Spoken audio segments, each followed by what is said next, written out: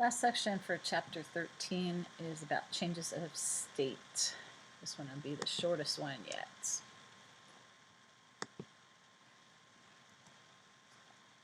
Some of you, I hope, have been to Yellowstone, as I have. There is a nice bison picture there with some snow and I'm guessing the Yellowstone River. I'm not sure. You know about the fact that water is probably one of the only substances you've ever seen in all three states. And how that happens is what we're going to talk about. So one of the things that is a process that happens, and we saw that in our Halloween lab, is sublimation. This is when a solid turns into a gas without becoming a liquid. And sublimation is very, very interesting. Of course, it has to exceed the atmospheric pressure. So the vapor pressure of the solid is higher or equal to the pressure in the room. Iodine is really interesting. It's kind of a black colored, dark gray solid, and yet when it sublimes, it very quickly turns into this beautiful, okay, I'm putting in feeling, sorry, into this purple gas.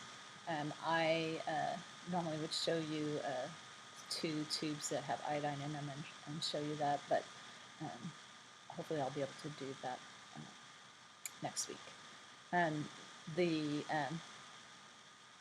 iodine then will also recrystallize on the outside, and remember, iodine's diatomic, that's why they showed 2 of them together. And there was something else I was going to say and I forgot. Oh, this is a great video, very, very, very entertaining. And this gentleman heats up iodine that he's allowed to sit on a piece of paper. It's very good. You're going to need to watch that.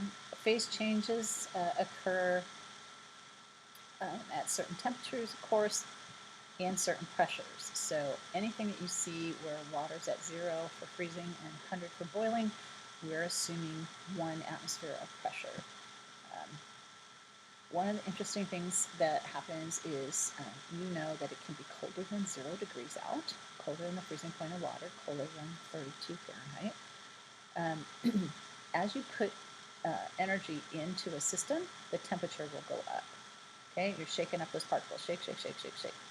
However, when you're in the phase changing part of it, the temperature stays constant. So solid, ice, liquid, water. At the plateau, the flat spot, we have a mixture of both. Once all the solid becomes liquid, the temperature can start to go up again. Same sort of thing is going on here. Liquid, water. You can add energy, add heat. This can sometimes be represented as time. The temperature goes up, up, up, up, up, and then you reach the boiling point.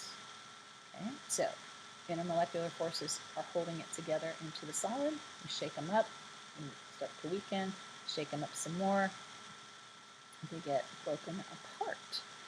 While water's boiling, the temperature, which again is the average kinetic energy, the temperature is going to stay at 100. It'll be a liquid and a gas, water and steam mix, okay, until all the liquids turn into gas, and then once it's all gas, the temperature can start going up again.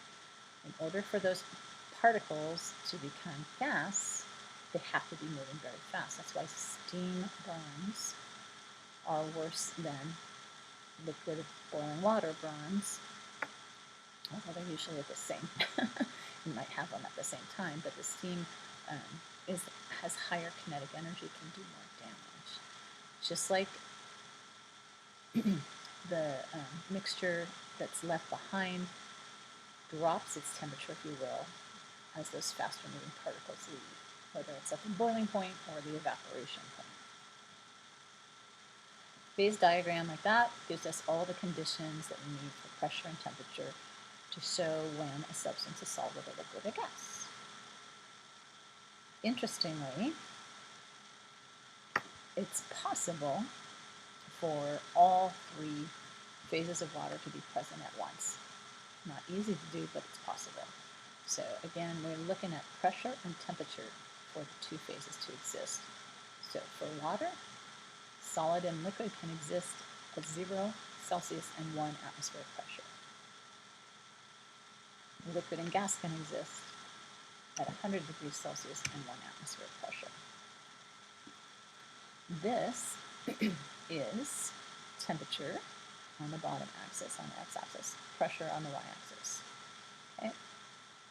0 degrees, 101.3 normal atmosphere.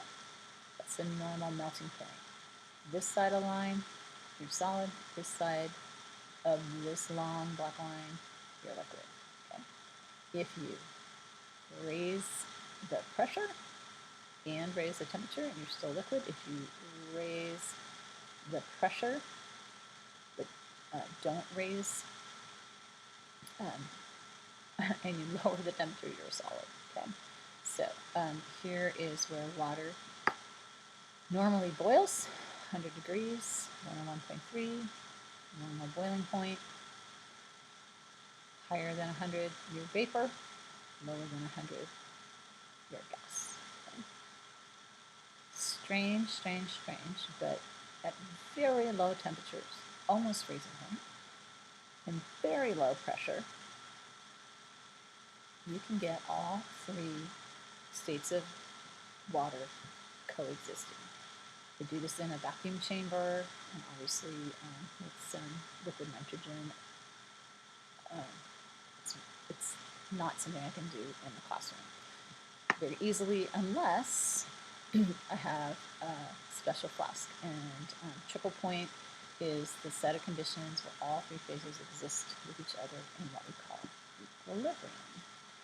This video shows somebody being able to do that with some digital readouts, so you can take a peek at that. That is it for chapter 13. Congratulations.